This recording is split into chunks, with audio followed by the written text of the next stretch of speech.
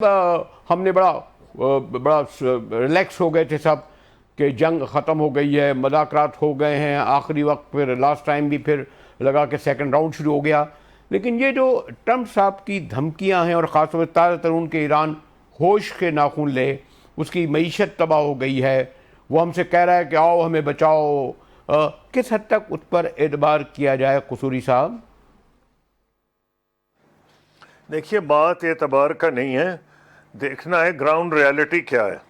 Ground reality یہ ہے، اعتبار کی بات تو یہ ہے کہ پریزیڈنٹ ٹرمپ خود اپنے آپ کو ایک دن میں 3-4 مرتبہ کانٹرڈکٹ کرتے ہیں. تو اعتبار تو وہاں ہوتی ہے کہ ایک بندہ کوئی کہے اور وہ آپ کو کہا جائے کہ جی میں کہہ رہا ہوں، آپ اس پہ اعتبار کر لیں.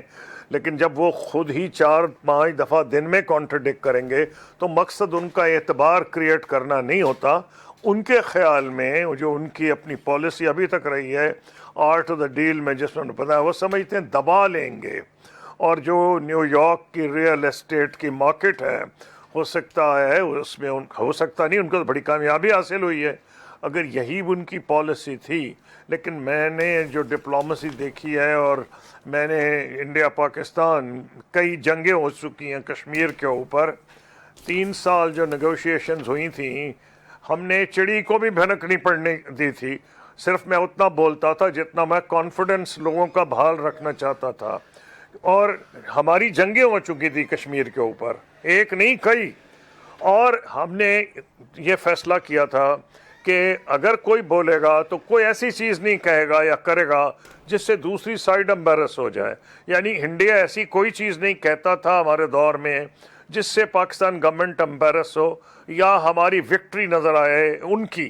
یا ہم ایسی نہیں کہتے تھے کہ مسئلہ کشمیر جو ہے اس کے اوپر جو بات چیت ہو رہی ہے اس کے اوپر انڈیا کو ہزیمت ہوگی، ہماری وکٹری ہوگی.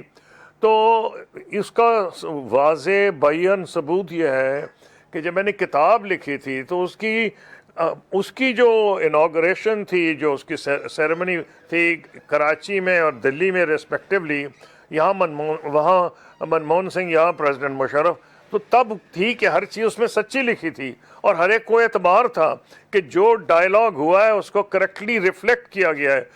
جو بنیادی اصول ڈپلومیسی کا ہے وہ یہ ہے کہ اگر آپ نے کوئی سخت بات بھی کرنی ہے تو آپ ایسے رویے بات میں کریں کہ دوسرے کے لیے آپ امبیرسمنٹ کا باعث نہ ہو.